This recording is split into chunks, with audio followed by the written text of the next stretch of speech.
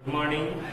हम लोग पढ़ रहे थे पाठ 9 महिला और सामाजिक सुधार, महिला उत्थान और सामाजिक सुधार। इसमें हम लोगों ने ये जाना कि किस तरह महिलाओं की स्थिति हमारे समाज में सुधरी और किन किन हमारे समाज सुधारकों द्वारा, हमारे दार्शनिकों के द्वारा समाज सुधार का काम किया गया और एक सफल प्रयास किया गया जिसमें महिलाओं की स्थिति में आज सम्मानजनक स्थिति पर पहुंचाया गया महिलाओं की स्थिति को। इसमें हम लोगों ने पिछले वीडियो में प्रश्नोत्तर किया था, ऑब्जेक्टिव टाइप वस्तुनिष्ठ प्रश्नों को। आज हम इसमें देखेंगे कुछ लघुतरीय क्वेश्चन को। आइए चलते हैं। सबसे पहला लघुतरीय क्वेश्चन देखते हैं। इसमें पहला सबसे लघुतरीय क्वेश्चन है, महिलाओं में असमानता की स्थिति मुख्यतः किन कारणों से थी? तो महिलाओं में असमानता की स्थिति जो थी वो धार्मिक कारणों से थी, यानी धर्म के आडंबर में, धर्म की बातों में उलझाकर महिलाओं की स्थिति को कमजोर कर दिया गया था। यानी महिलाएं ये समझती थी कि हमको पर्दे में ही रहना है, हम औरत हैं, हमको इसी घर में रहना है, घर के अंदर रहना है, हम बाहर नहीं जा सकती हैं, हम ये काम नहीं कर सकती हैं। इस तरह की तमाम तरह की बातें फैला दी गई थी समाज में और इसी को मानकर वो अपने आप को कमजोर मान रही थी। दूसरा क्वेश्चन है, सती प्रथा पर किस प्रकार का विवाद रहा? साथ सती विरोधी और सती समर्थक के विचारों का लिखे, यानी जो सती प्रथा का विरोध कर रहे थे और जो सती प्रथा का समर्थक थे उनके बारे में लिखे।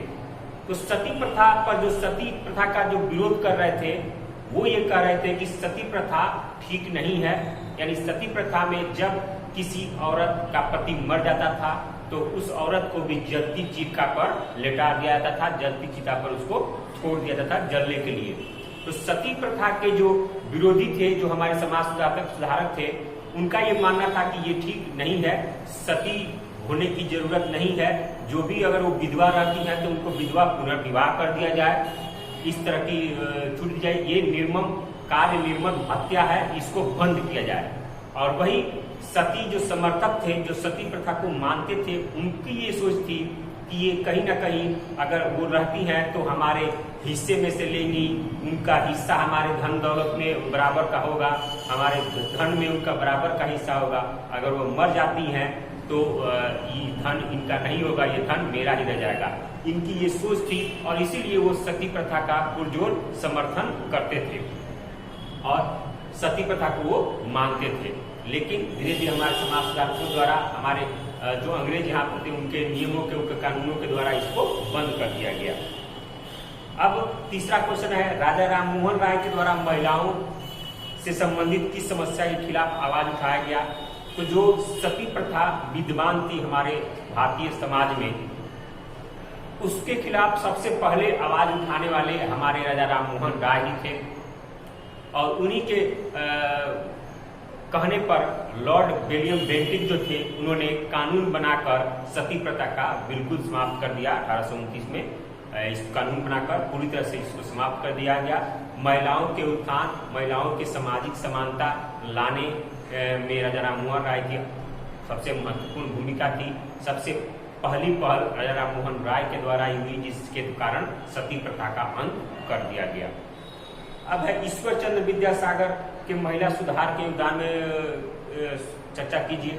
ईश्वर चंद्र विद्यासागर जो थे वो विधवा पुनर्विवाह पर वो सबसे अधिक बल देते थे।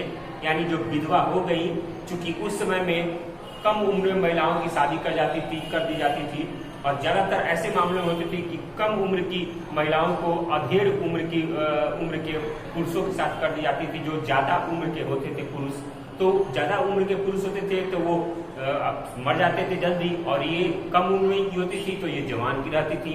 तो इस स्थिति में सती उनको होना पड़ता था, या सती जब प्रथा समाप्त हुआ तो इनको विधवा होना पड़ता था। तो विधवा में रहने पर लोग इसको कुदृष्टि से देखते थे, इसको हीन मानते थे। इसलिए ईश्वर चंद्र विद्यासागर ने विधवा पुनर्विवाह की तरफ ध्यान दिया और विधवा पुनर्विवाह पर बल दिया और उसको उन्होंने सफल एक प्रयास किया। उसके बाद है, स्वामी विवेकानंद ने महिला उत्थान के लिए कौन कौन से उपाय सुझाए? तो स्वामी विवेकानंद थे जो वो महिलाओं की स्थिति का कारण मानते थे गुलामी और अशिक्षा। यानी महिलाओं की जो समाज में स्थिति थी उसका मुख्य कारण मानते थे वो गुलामी और अशिक्षा।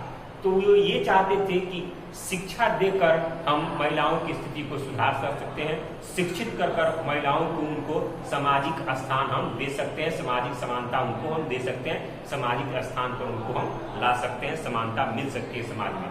और इसी कारण वो शिक्षा पर ज्यादा बल दिया स्वामी विवेकानंद ने। तो ये लेसन आप लोगों का समाप्त हो गया। अगले वीडियो में हम अगले लेसन के साथ मिलेंगे, अगले चैप्टर के साथ मिलेंगे। धन्यवाद।